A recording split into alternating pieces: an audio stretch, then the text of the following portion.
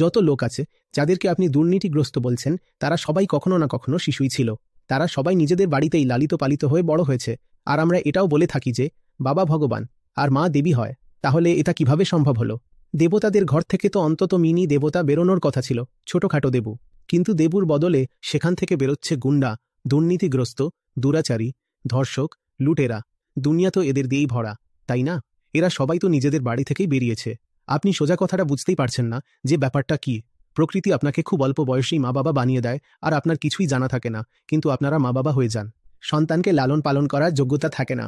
যখন নিজের জীবন নিয়েই তোমার কোনো বোধ নেই, তখন এই যে ছোট্ট একটা জীবন জন্ম নিয়েছে, একে পালন করার বোধ কোথা থেকে আসবে?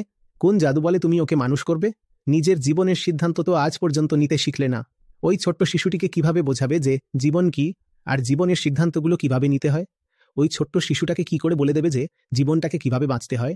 কিন্তু প্রত্যেক মা বাবার পুরো ইচ্ছা থাকে যে তাদের ছোট সন্তানের উপর কর্তৃত্ব ফলাবে। আমরা তো এটাও ঘোষণা করে দিয়েছি যে মা বাবাই তো গুরু হয়। যদি মা বাবা সত্যিই সৎ হন, তাহলে তারা সন্তানকে শুধু এইটুকুই পরামর্শ দেবেন যে আমাদের জীবনটা ভুলের একটা লম্বা তালিকা ছাড়া আর কিছুই নয়। আর আমরা তোমাকে বলেই দিচ্ছি যে আমরা জীবনে কি কি ভুল করেছি। তোমাকে উপদেশ দেওয়ার কোনো অধিকারই আমাদের নেই। শুধু আমরা তোমাকে নিজেদের ভুলগুলো বলতে পারি। এরপর কি করবে সেটা তুমিই জানো।